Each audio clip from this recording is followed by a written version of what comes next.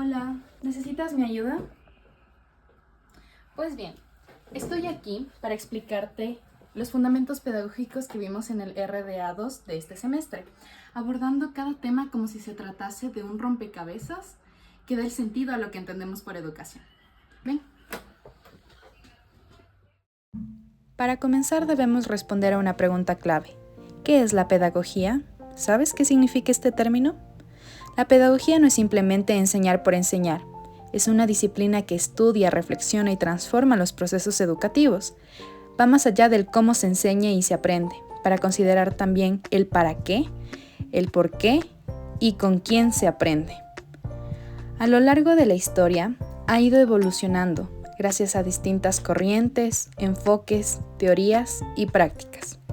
Es decir, la pedagogía está viva, se construye y reconstruye constantemente. Ahora que sabemos qué es la pedagogía, pasamos al primer bloque, conceptos necesarios para entenderla. Aquí encontramos categorías fundamentales como ¿cuáles son las partes esenciales que componen estos conceptos? Comenzamos con el paradigma, que es la visión general del mundo que define cómo entendemos la realidad. En pedagogía, un paradigma influye en cómo concebimos al ser humano, al conocimiento y a la educación. Algunos paradigmas que han influido son el positivista, el interpretativo y el sociocrítico. De los paradigmas surgen los enfoques pedagógicos, que marcan una línea de orientación más concreta para guiar la enseñanza. En este semestre analizamos 4 principales: el conductismo, el cognitivo, el constructivista y el conectivista. Pero, ¿dónde se aplican principalmente estos enfoques? Cada enfoque pedagógico está vinculado a una o más teorías del aprendizaje. Y estas son las que nos ayudan a entender cómo aprenden las personas. Y aunque las desarrollaré más adelante con mayor profundidad, aquí las menciono brevemente como parte de este marco. Estas influyen también en la elección de metodologías, técnicas y formas de evaluación en el aula.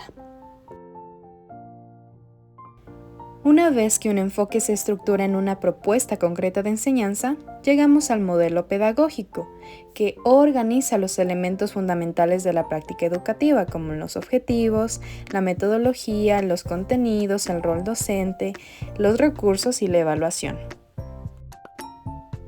En este bloque también encontramos las llamadas corrientes pedagógicas, que son líneas de pensamiento o movimientos dentro de la pedagogía. Una de ellas es la pedagogía prenatal, que resulta especialmente interesante. Aquí nos preguntamos, ¿cuándo comienza el proceso educativo? La pedagogía prenatal parte de la idea de que el proceso educativo comienza antes del nacimiento. Reconoce al feto como un ser sensible capaz de percibir estímulos afectivos, auditivos y emocionales. Autores como Berney, Chamberlain y Carballo han investigado cómo la estimulación intrauterina, como la música, la voz materna o el contacto emocional, puede favorecer el desarrollo emocional y cognitivo del bebé. Esta corriente sostiene que la madre y su entorno cumplen un rol pedagógico desde la gestación, lo cual implica preparar a los futuros padres para ofrecer un ambiente afectivo, seguro y estimulante. Así, el vínculo con la educación está en reconocer que educar no es solo instruir, sino también formar desde la vida misma. Finalmente hablamos de las tendencias educativas, que son propuestas actuales como la educación digital, emocional, inclusiva o ambiental, y que buscan responder a los desafíos contemporáneos. A continuación, te presento un resumen de todos los conceptos elementales que hemos visto hasta ahora. De esta manera es más sencillo visualizar. Ahora pasamos al siguiente bloque, donde vamos a saber cómo se aplica la pedagogía. ¿Qué elementos conforman la práctica pedagógica? Vamos a ello. Esto es fundamental para traducir la teoría a la práctica. Se organiza jerárquicamente de lo más amplio a lo más específico. Primero tenemos la metodología, que es el enfoque global que orienta todo el proceso educativo. Algunas de ellas son la metodología constructivista, la crítico-reflexiva, la activa, la por competencias, interdisciplinar y digital. Dentro de la metodología se eligen estrategias, que son planes organizados para alcanzar objetivos.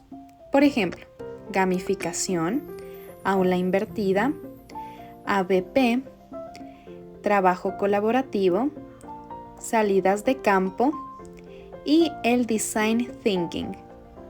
Y bueno, aquí me gustaría abrir un paréntesis para mencionar que recientemente realizamos una salida de campo a Los Arrayanes, en donde docentes y directivos compartieron sus experiencias y nos motivaron a seguir formándonos como docentes de inglés. Fue una experiencia significativa que enriqueció nuestra visión profesional. Ahora bien, regresando al tema, estas estrategias se concretan a través de métodos, que son los procesos definidos, como pueden ser el estudio de casos o las dramatizaciones, o mejor conocidas como roleplays. Cada método se ejecuta con técnicas, que son las acciones puntuales, como el storytelling, las preguntas generadoras, las analogías, los mapas mentales o las mesas temáticas. Ahora, para aplicar las técnicas necesitamos herramientas. Estas son digitales, como Canva, Padlet o Kahoot. Y finalmente se utilizan recursos, que es el material de apoyo, como videos, cuentos, fichas, objetos reales, imágenes, entre otros. Con esta base clara, ahora sí vamos a desarrollar profundamente los enfoques y las teorías del aprendizaje, con sus respectivos autores, características, metodologías, evaluación, etc.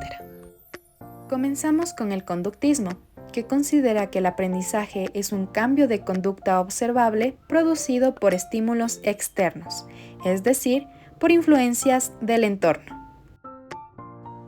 Los autores y teorías más importantes del conductismo son Pavlov, con su experimento del perro y la campana, postuló el condicionamiento clásico. Watson, con su experimento del pequeño Albert y la rata, postuló el estímulo-respuesta. Thorndike, con su experimento de la caja problema, postuló el ensayo y error. Y por último, Skinner, con su experimento de la caja de Skinner, postuló el refuerzo operante.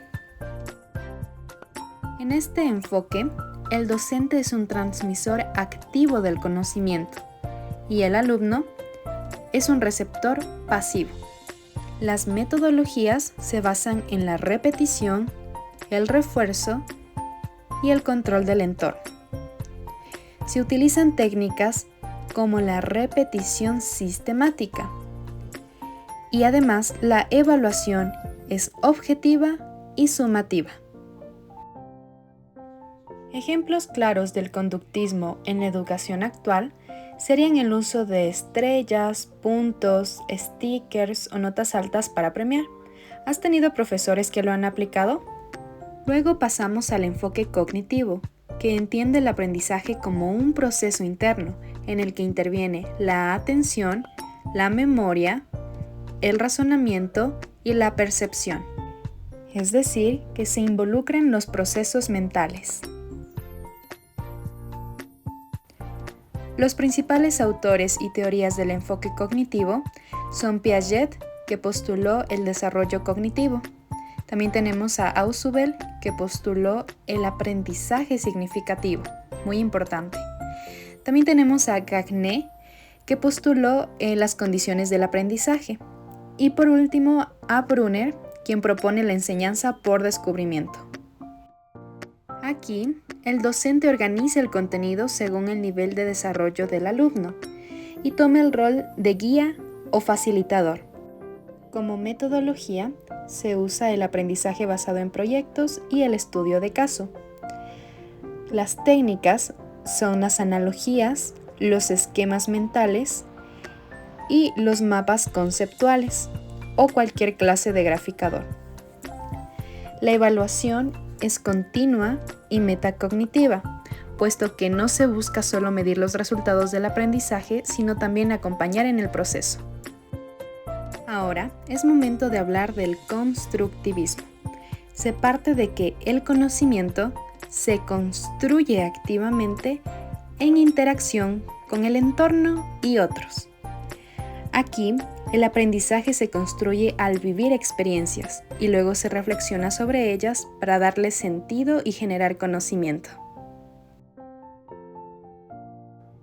Los autores y teorías más importantes del constructivismo son Brunner, que propuso el apoyo temporal, mejor conocido como el andamiaje. Piaget, por su parte, postuló el constructivismo individual. Tenemos a Vygotsky, que desarrolló la teoría sociocultural. Aquí se habla acerca de la zona de desarrollo próxima. Por último tenemos a Bandura, que propuso el aprendizaje social u observacional. En este enfoque, el docente es un mediador y el alumno un sujeto activo. La relación entre ambos es colaborativa y mediada. Se utilizan metodologías como el trabajo colaborativo, el aprendizaje basado en proyectos o problemas y también el aula invertida. Las técnicas son el debate y también el roleplay. La evaluación aquí es formativa y basada en procesos, ya que se busca entender cómo el estudiante construye su conocimiento. Ahora tenemos al enfoque conectivista, que surge con el desarrollo de la tecnología y sostiene que el aprendizaje ocurre a través de redes, interacciones y conexiones digitales. En este enfoque, aprender es crear y nutrir esas conexiones. Los autores y teorías más importantes del conectivismo son Siemens, Downes y Cobos. Siemens es el creador del conectivismo y postula los nodos de conocimiento. Por otra parte, Downes propone que el conocimiento está repartido en una red, conocido como el aprendizaje distribuido. Y tenemos a Cobos, que nos menciona el aprendizaje invisible, que ocurre de forma espontánea, y el aprendizaje ubicuo, en cualquier lugar y momento. En este enfoque, el docente guía y facilita la creación de redes de aprendizaje, y el alumno aprende de forma activa, conectando y gestionando información en redes. Se aplican metodologías como la gamificación y el aprendizaje colaborativo online, con técnicas como los foros o los entornos virtuales. Aquí la evaluación generalmente se da con productos multimedia. Aunque no es un enfoque basado en teorías formales, el enfoque humanista también debe considerarse. ¿Cuándo surgió? Este enfoque surge entre el cognitivismo y el constructivismo, entre los años 60 y 80, con una visión centrada en la persona, en su libertad, en su dignidad y en su potencial. Las características principales del enfoque humanista son: primero, está completamente centrado en el estudiante. Este enfoque también valora mucho las emociones y las experiencias. También se fomenta la autonomía y el autoconocimiento.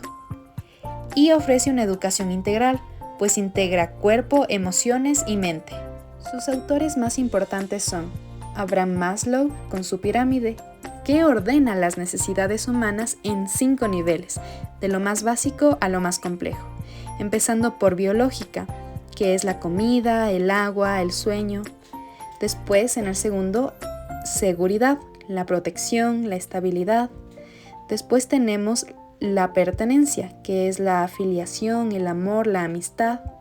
Después el reconocimiento, el autoestima, el respeto. Y por último la autorrealización, que es la meta, el desarrollo personal. También tenemos a Carl Rogers, que nos habla de la autoimagen, que es cómo me veo a mí misma, el autoestima, la valoración que tengo hacia mí misma y la autorrealización, es alcanzar mi máximo potencial. Finalmente, llegamos a un tema clave para comprender el aprendizaje en profundidad, la neuropedagogía. ¿Qué es? Es la integración del cerebro, más el aprendizaje, más la emoción. Esta disciplina integra conocimientos de psicología, pedagogía y neurociencia para comprender cómo aprende el cerebro. La neuropedagogía considera la inteligencia emocional como eje para aprender con sentido. Sostiene que sin emoción no hay aprendizaje. La emoción y la motivación activan los circuitos cerebrales, mientras que el cortisol relacionado con el estrés los bloquea. Por eso, un entorno emocionalmente seguro es esencial. Los autores principales de la neuropedagogía son Francisco Mora, Ramón y Cajal y David Bueno. Resaltan que el cerebro aprende mejor cuando hay curiosidad y vínculo afectivo. La plasticidad cerebral permite que el cerebro se modifique con la experiencia, por tanto, cada experiencia educativa deja huella. Además, los neurotransmisores como la dopamina y la serotonina están relacionados con la atención, por eso es importante diseñar actividades que generen bienestar. En resumen, enseñar con base a la neuropedagogía es enseñar desde el respeto al desarrollo del cerebro humano, entendiendo que el aprendizaje significativo ocurre cuando se conectan razón y emoción. Y así terminamos este recorrido. La pedagogía no es una receta, sino una construcción dinámica donde cada teoría, enfoque o técnica se articula con el otro para responder a una pregunta esencial. ¿Cómo logramos que cada persona aprenda mejor, con sentido y desde su humanidad?